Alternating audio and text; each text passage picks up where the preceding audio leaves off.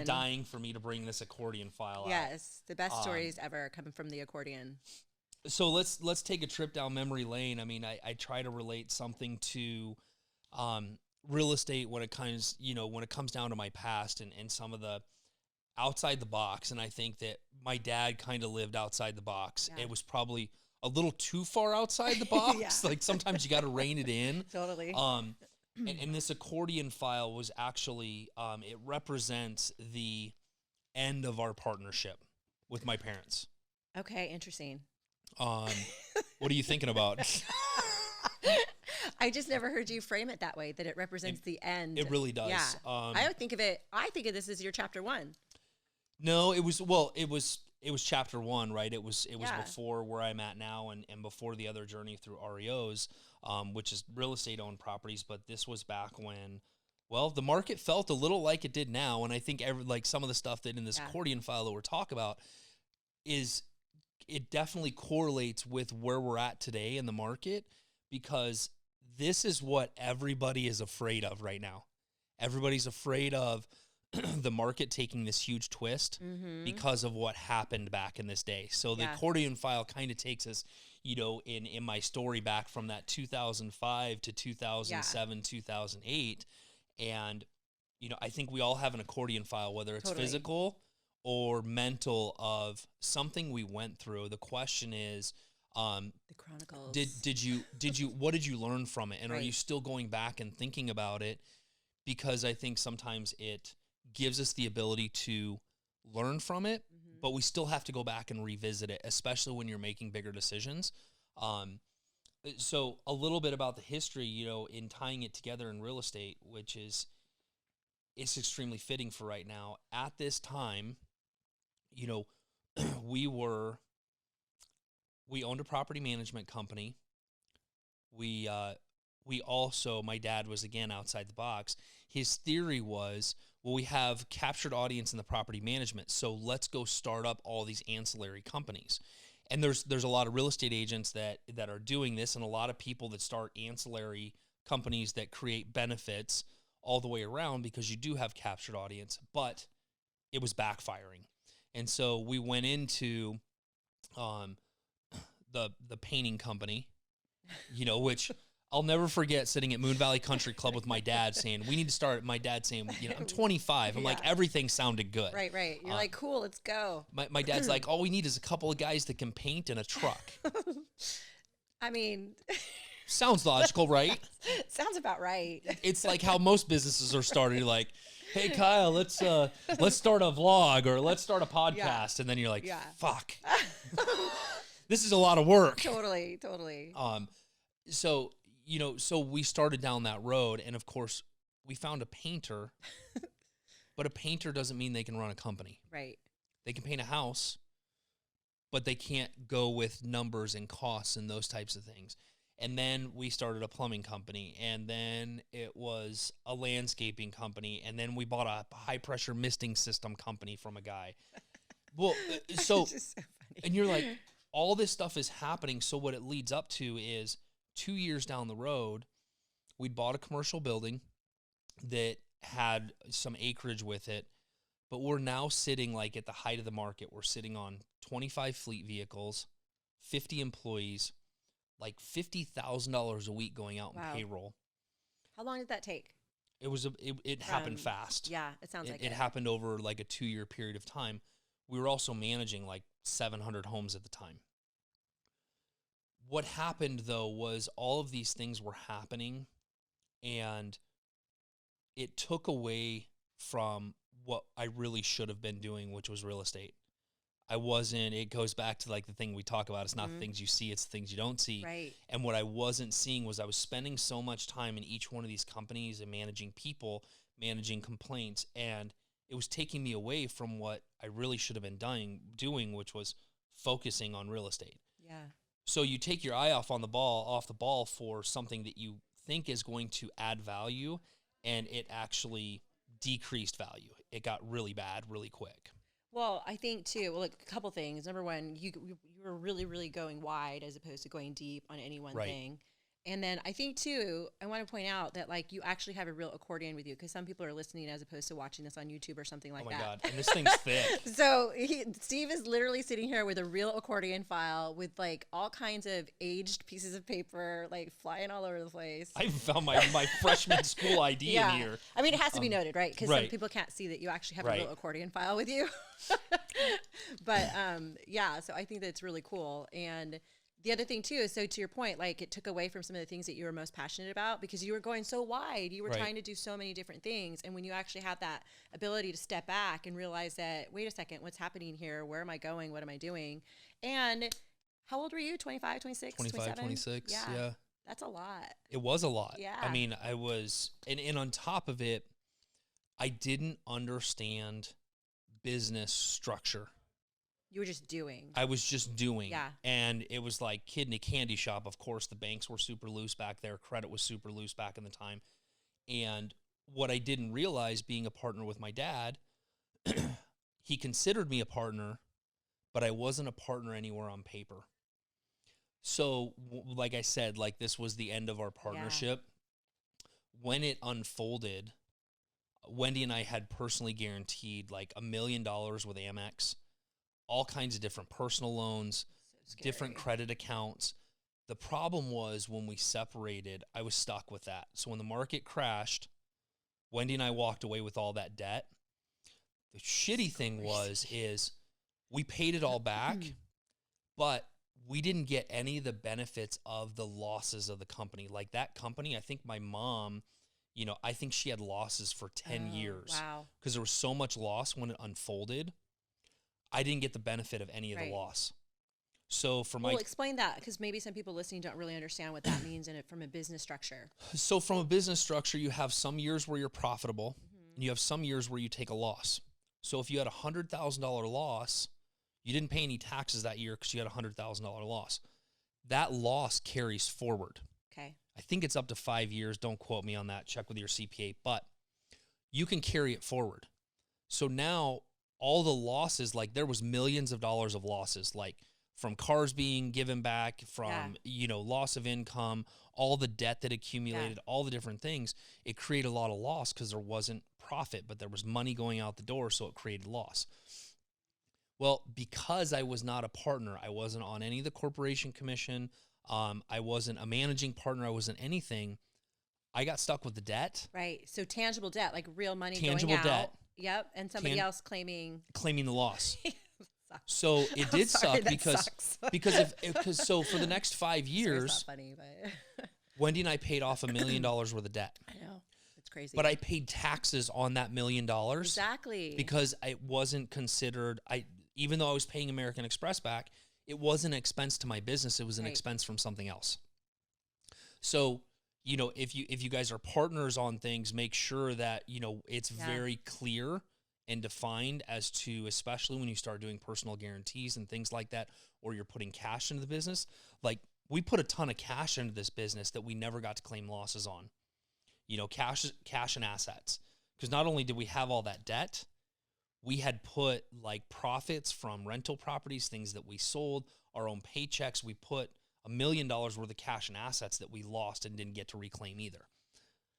But I didn't know. Yeah. So, you know, it's going back to the accordion file and going, okay, what did I learn from this? It's so crazy because, you know, when you're sharing the story, you were in it, right? Just like even when you started working with Dad, you were just go, right? Right. And I always think of like some people are really good at just being able to take a direction and go. And then some people have to stop, drop, and roll and be like, why?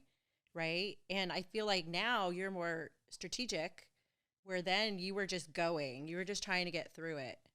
Yeah, because if you're not strategic about it, sometimes it's too late to unravel it.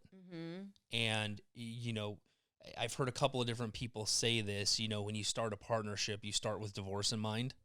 You know, like what's the end in mind? Yeah. You know, what happens if? And a lot of people don't ever want to think about what happens if. So, you know, this portfolio, when I go back to it, there was some things that really hindered me going forward, and things that, you know, you've heard me say it before, I learned to do and not to do with my dad. But I remember somebody agreeing to buy out the building, and my dad didn't want to do it. He's like, no, I'm not doing that. We're not going home to work. I'm going to fight this out. My dad was I talked to somebody yesterday. He says, your dad was the eternal optimist. And I think that optimism is great, but I think there has to be some strategy and some things that you're willing to step back from and it be okay. You're not losing. Right. You know, some people actually, here's the story that goes with that, that I found hysterical later on when I read it, because my dad only used the theory to a certain point in the story, but never really understood the rest of the story. So my dad would always say, we're 2 feet from gold. We don't want to be that miner that bought the land, moved his family out there. They're digging for gold. They've got gold coming up, and then all of a sudden the vein stops. So they dug in every which direction, and they gave up. Well, they gave up and sold it to some guy, and that's what my dad would always say. Like, then another guy bought it, and he hit gold 2 feet later. But that wasn't the whole story. The story was the guy that bought it decided to hire a geologist to trace the vein to figure out where the gold went. Yeah. Okay. That tells the story much better. Okay. So now the guy hires a geologist and digs in the right direction for the right length of time and finds the gold again. And it wasn't about the guy that gave up. Right. It had nothing to do with giving up. It had to do with surrounding yourself with the right advice and the right people and seeking it out and not doing it on your own. You know, we've all heard doing it by the Braille method. Well, the guy that was digging for gold he got lucky, but once you get lucky, you have to start surrounding yourself with the right people to get the right advice to keep it moving. Totally. So strategy. You have to have conviction and you need strategy. And I think that's what creates optimism. Right. So there's, you know, I guess there's a failed optimism too. Yeah. You can have optimism. Rose-colored glasses. Right. If you have the right people around you. And I remember, you know, there was a really smart business guy that was kind of going through, you know, with my parents and with Wendy and I, like, hey, 2 years prior to the painting company, it was losing money. He's like, shut it down. Instead, we kept going, kept increasing debt, and ultimately failed at it 2 years later, even though somebody told us early on. And it was like this dream. And here you have 3 out of the 4 partners saying, let's get rid of this and let's go back and focus on what we're really good at. You know, which is these things. We can hire out the plumbing and the painting and sub all that stuff. And it became the family's demise, all of these things. Those are big words right there. I think it's important to go back and revisit what felt like was a loss or a mistake or a bad partnership or a bad business dealing. Even in real estate, you know, a P&L tells a story. For sure.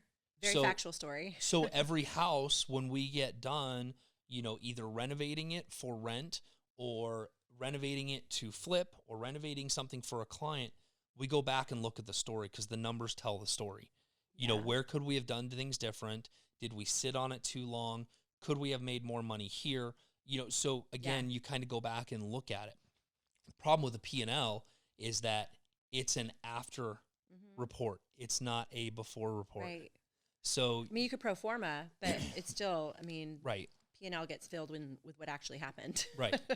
But there was, I mean, we had a conversation yesterday at lunch with a real estate agent that was in here, a friend of Ben's, and he's talking about selling 50 houses a year and not knowing what his accounting was doing and not knowing where his numbers are. And that was something that when I was in this mix, there was a lot of money floating in and out, but I did not understand P&Ls. I did not understand the operation of a business.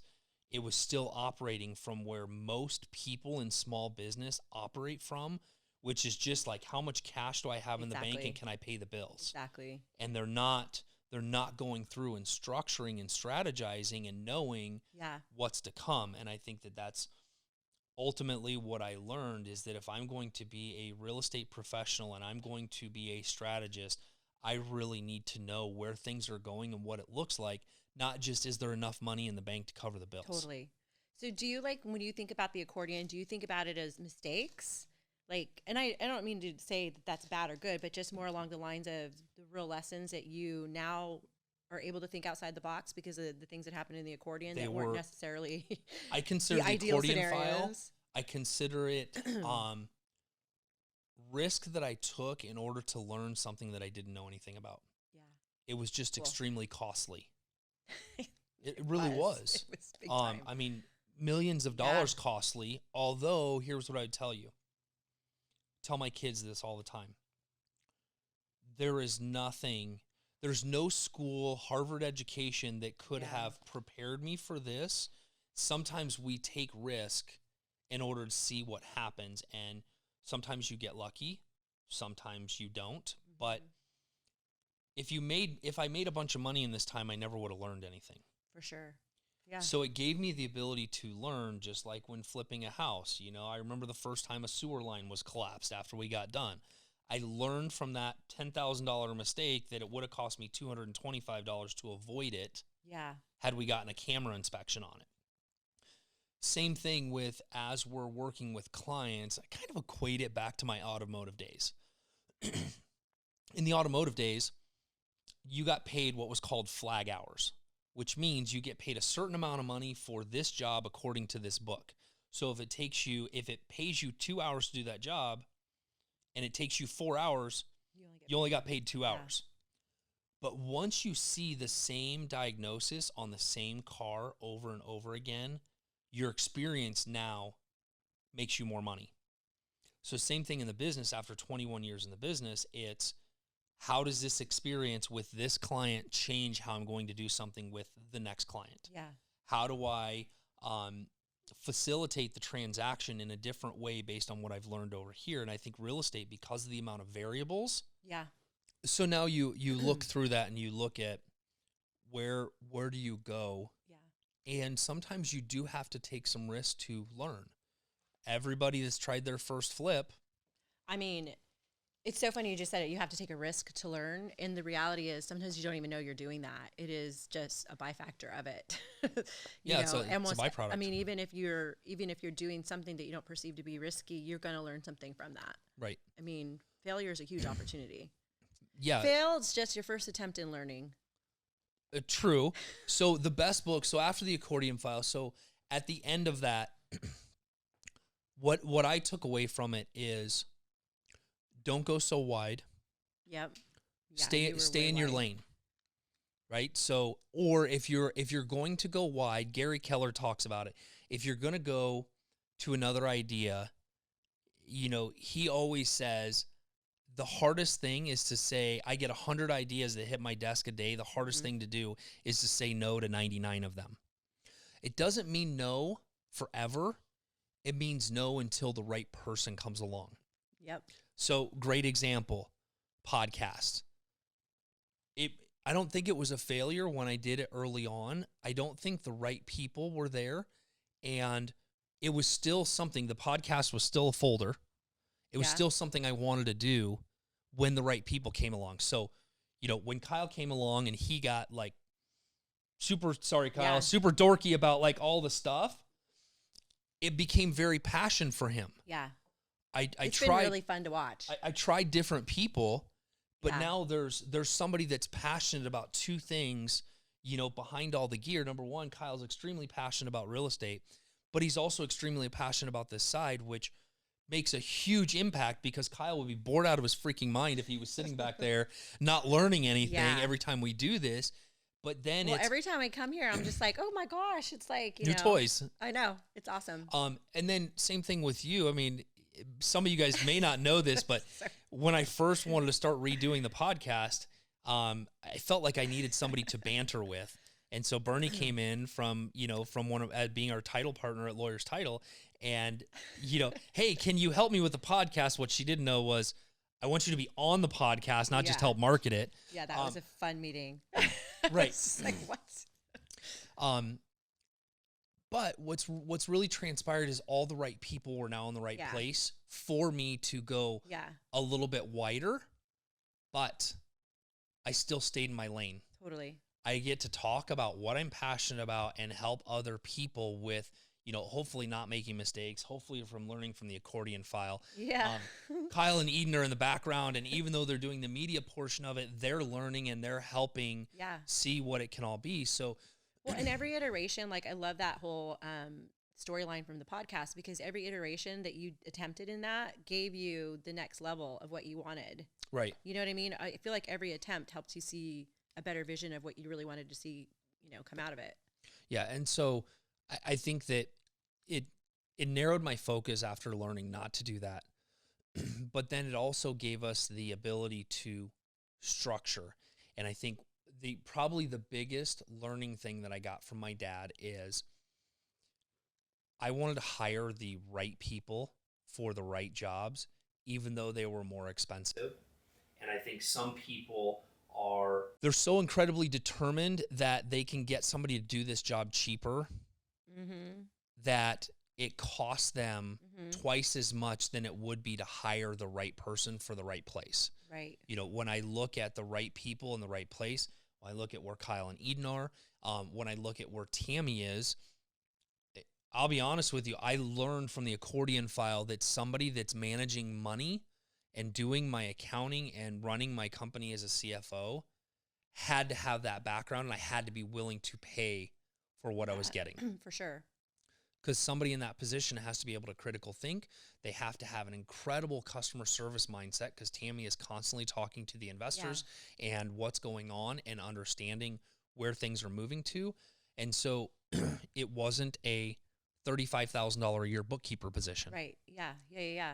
How long do you think it took you to get to a place where you kind of got that piece of it? Was it pretty immediate from the experience from the Accordion File that you realized that, okay, I'm not going after, cheapest and yes. Yeah. It took me probably all of a year. Obviously, after the Accordion File, it was Wendy and I. That was it. That's we were just trying to survive during that time. But we looked at, so for instance, when you go move it forward, I looked at when we were in the REO business. Two things that I learned. One, I partnered with Dave Carrick on the brokerage, and Dave and I had an agreement that everything was 50-50. The assignments we got from Fannie Mae, it didn't matter about the price point of what we were receiving. It was an assignment and an address. We weren't keeping track of who got what, because it all evened out. Right. Every time the company needed money, we both put in the same amount of money. We were both on the corporation commission, and we knew when it was time to go ahead and dissolve the company because the REOs were over. It doesn't mean that partnership has to be forever. Right. It serves a time and place. Yeah. And it served a time and place. And I needed that additional support. And Dave was amazing. Dave had been in the business a long time. He was a great mentor. And he was also, somebody that was a stepping stone for me, because when I did the REOs, I needed $10,000 to pay for reimbursement money. And Dave loaned it to me at the time. Awesome. Yeah. In order to get started. It was expensive to do REOs. Oh my gosh. There was times we you did were basically a bank for the bank. Yes. Yeah. Yeah. Yeah. They were smart though. For sure. Because if your accounting was screwed up, you were losing money and they were making money. Yep. So then, what I learned was there's certain people that need to be there to run the companies. So when we started doing, when our business started changing, my responsibility started to change from where do I need to focus on? So my focus needs to be, I'm in front of the consumer. That's where I have the most impact, and it brings me the most joy, in order to help them. After that, putting a partner in place like Erica. Erica handles everything after that interaction with the client. So now I have all the right people. Then when we started getting into the flips, how do we separate the businesses? I think this is where, if I could tell real estate agents or anybody doing flips, doing a flip is a business, and you better understand where the money comes from. This $20,000 profit check is not really a profit check if you're not running it like a business. Right. And so we started separating everything out. Every property has a P&L. Yeah. There's a separate entity that my wife runs and operates from the construction side in order to separate it. I still pay her money. Yeah. She's a contractor. People don't operate in that aspect. They lump it all together, and then they wonder at the end of the year, what did I really make? Yeah. And so those were, and I also learned a lot about banking and relationships and what it was going to take to get to a point of being able to have bigger relationships with banks and small business and, those types of things. Partnerships became, even though I don't have any partners in Valentine Group or in the construction side, partnerships created the abilities like to buy the building that we own. Partnerships gave me the ability to make money and help people flip houses that didn't want to do the dirty work, but they did want to realize some of the profit. Yeah. So those partnership agreements were like 4 pages long because they outlined everything to expect in the partnership: losses, wins, profits, who got paid what. So we learned a lot. And even as, we work in those partnerships, I learned different things where I started restructuring along the way to create that. So I guess, the encouragement is that no matter what you've lost or maybe you failed at, it's learning from those mistakes and changing it and figuring out what you do and don't want to do going forward. There's a great book that really carried me through that time in my life, which is John Maxwell, who I absolutely love as an author and a speaker, and leadership, is called Failing Forward. And there's like 15 steps in the failing forward. So every failure has like 15 steps that to get over it, to learn from it. I can't even recall the steps on it, but it was just very, very impactful on understanding how to fail forward, not fall backwards. Right. At the end of the day. Or get stuck. Right. I mean, you got to get through it. Yeah. I mean, it's cool to be able to like have reflection on all the things that happen and be able to kind of pull out those things that you can learn from. I mean, that's what I think is so cool about the Accordion File, is that you have this ability to remember certain things immediately and then kind of where you're at now and how it made that impact, Oh, in your terms, it's bananas to think about. Well, it's so funny. My dad had an Accordion File too, and it was, he ran his business out of a metal, one of those metal accordions that you have all those little like invoices and stuff. And I had to run his business for him. I think I was in 11th grade and he was leaving on a trip for like a month. So I went in there and I was like, you really run all this out of this like metal accordion file? And so it was really cool because I got to learn a lot about the business. And then I also told my dad about computers. Yeah. So he came back from his trip and we ended up putting his business on a computer, and he was like, what is all these? Like, but yeah, it's so funny to think about those basic things that create these stories for much later. Yeah. I think the other thing that just came to mind too, as you were talking about that, is one of the things that was my dad wouldn't see. And for any of you old school business owners that are out there, there is not one way to do something. Your way doesn't have to be the only way. Have an open mind to something different that somebody brings to the table. That's really the way I operate my business. If Kyle and Eden see something, I'm looking for their advice from their generation. Like, hey, what am I missing? Yeah.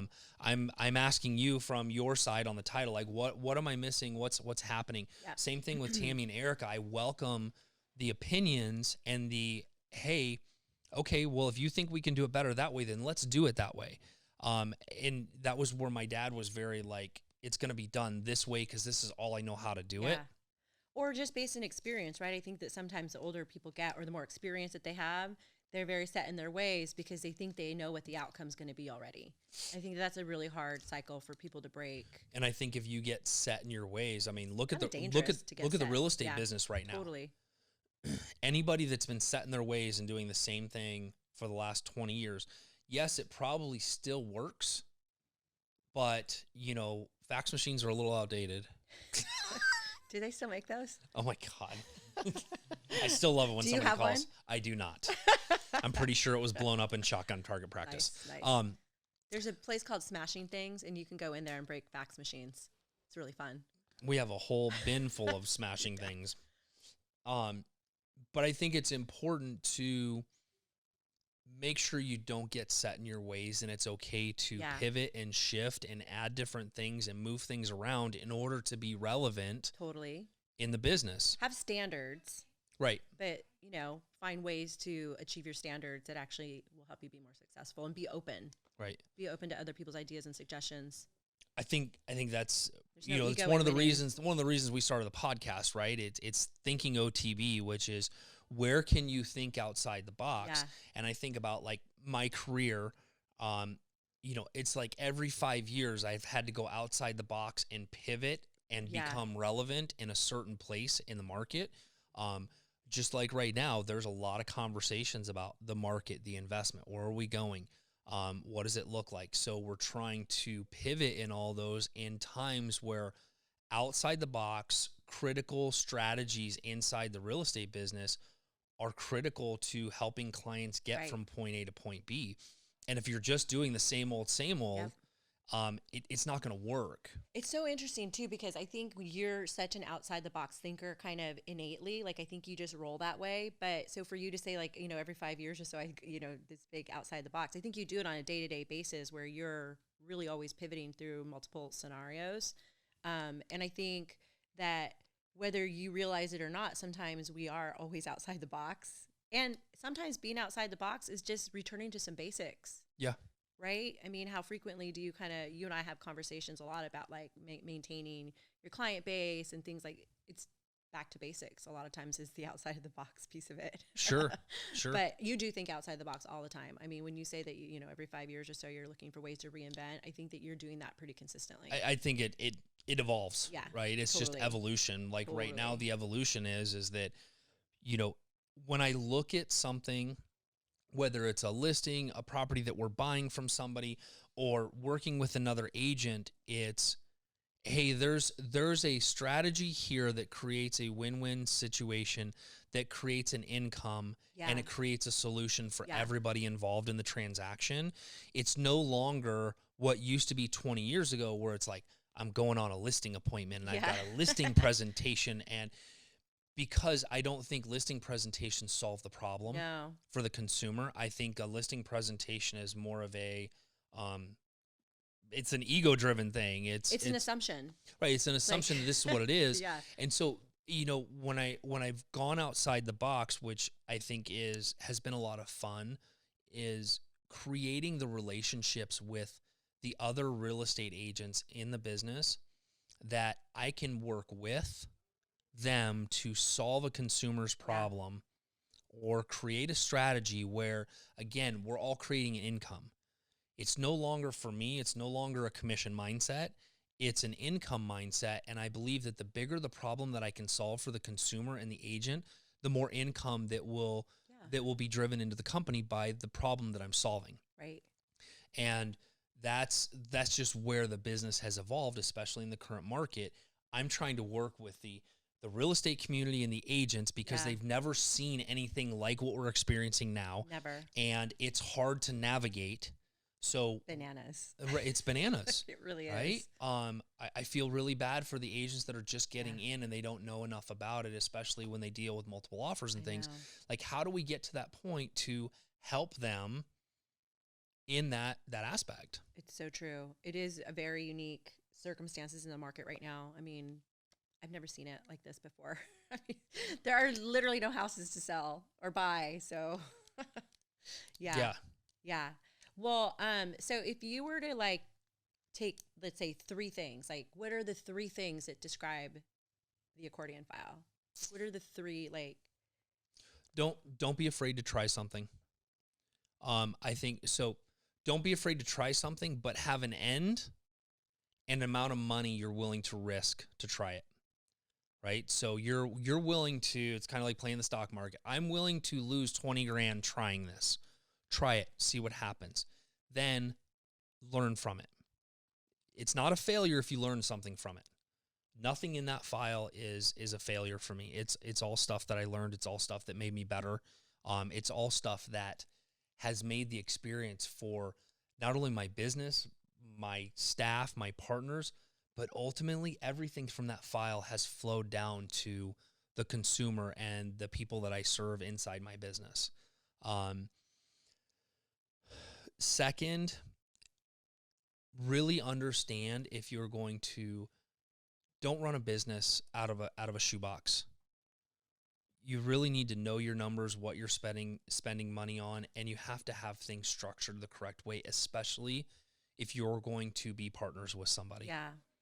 Really line it out and talk it through and make sure that person that you're being partners with, I don't care if they are family. like make sure that's something that you want to go into business with. Yeah. You know, I look at the partnerships on homes that I own. I look at partnerships on, you know, other businesses that we own and what we're investing in, and making sure that you're really clear on who that person is that you're getting in business with. I think that's important. Yeah. Third, people, surrounding yourself with the right people and getting the right advice is critical. And understanding that that's an investment in your future.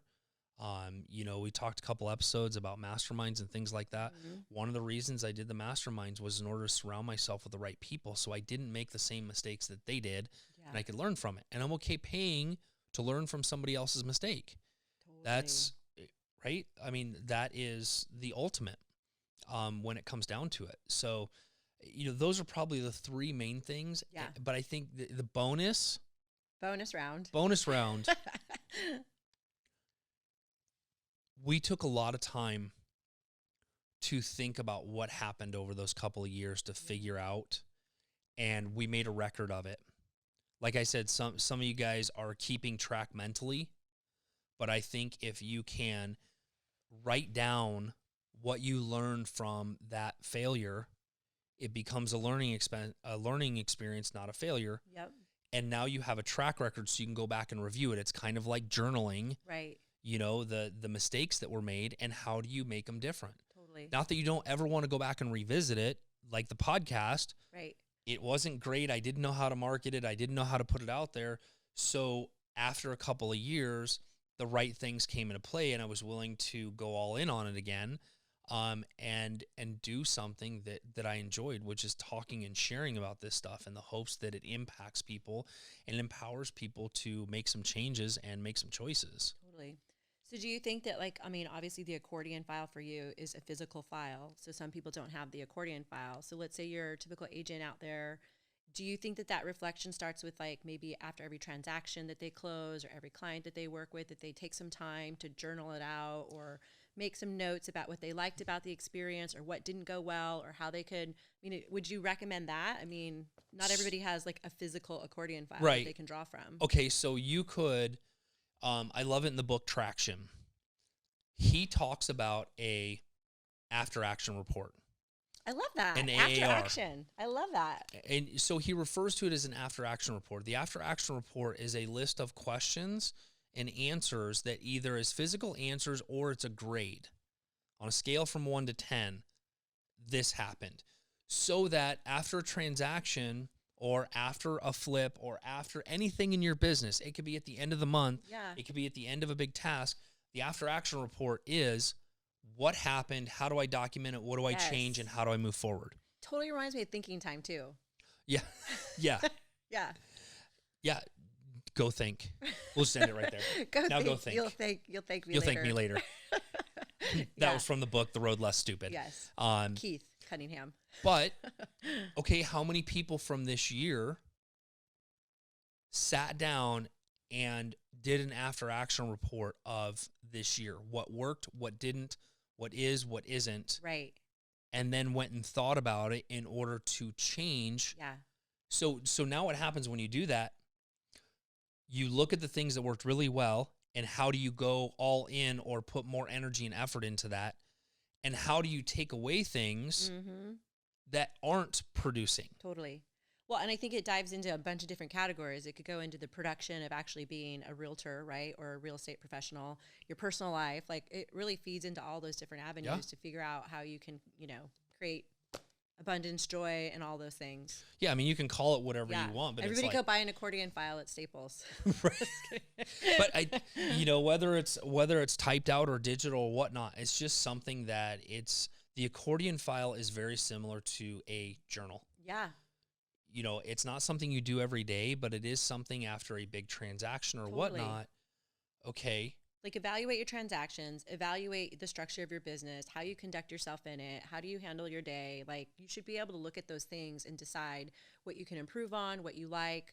Sometimes people identify the parts that they do really, really well that they don't do enough of, and you could actually carve out time to do more of it, right?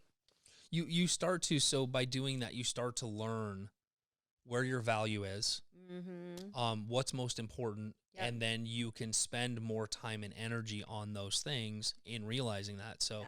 you know, those are probably the 4 things that I'd really encourage people, you know, to keep in their accordion file Yeah. and really, you know, consider what you're doing moving forward.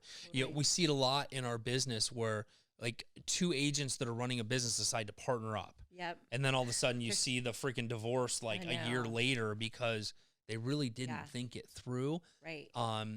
Because Yeah. somebody's doing more work than the other and all those other things. Yeah. So Well, it's so funny. I mean, I meet with lots of agents and I'm always like, tell me about your favorite clients, right? And they're always kind of caught off guard because I think in this business, everybody's thinking about how they can build on, you know, more transactions, more success, whatever. And I'm always just like, let's just start with who your favorite people are. right. Let's just go get some more of those. Like, just to be able to understand, like, who and why are you working with the people that you do, Yep. you know? It's So kind of I'll leave this story as a outside the box and, you know, encourage you guys that are listening to this that, you know, if you do need an outside the box strategy inside real estate, that's really what I'm here for. It's what I do. This guy, super sharp, newer agent. He had gotten a for sale by owner under contract, got his buyer all done, but now his buyer, I think it's VA. The house is not going to allow for VA financing on it. Too much work. Sellers not want to do any work.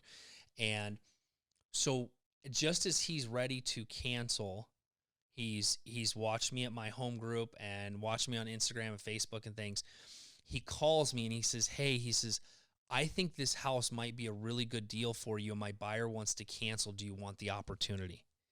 nice. So rather than him just canceling and letting it go and trying to go like, where do I find another buyer that can Right. do this? He picked up the phone, he called, he's like, hey, is this something you want? Yeah. And it's a phenomenal deal for us.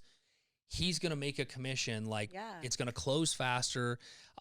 Just a great way to think about like, oh, there is something else out there. Yeah. And so I keep trying to tell the agents, like, I'm always a cash buyer for you. Yeah. Like always. That's as simple as you could put it right there. Right. Yeah.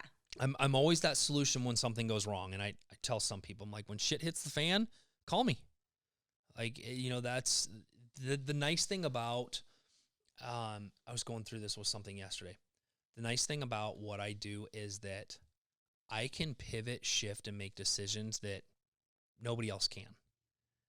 You know, the big online companies, all the Right. people that are throwing out offers or the wholesalers, most of them are not the end user, and there's usually too much red tape to make something happen in 7 days. Yeah. And that's Too many people. Too right. many processes. Too many processes, too many things. So that's really what I enjoy about the business is, like I said, working with both sides Yeah. and helping the consumer. Guys, thank you for joining us. Bernie, that was a good conversation today. We're getting better at this. I told you, I'm like, the accordion story is like one of my all-time know. favorite Steve know. Valentine stories. Just so you guys know, pretty funny about this is that literally when we sit down, we have no topic. We come up with it Always true. for the most part. For the most part.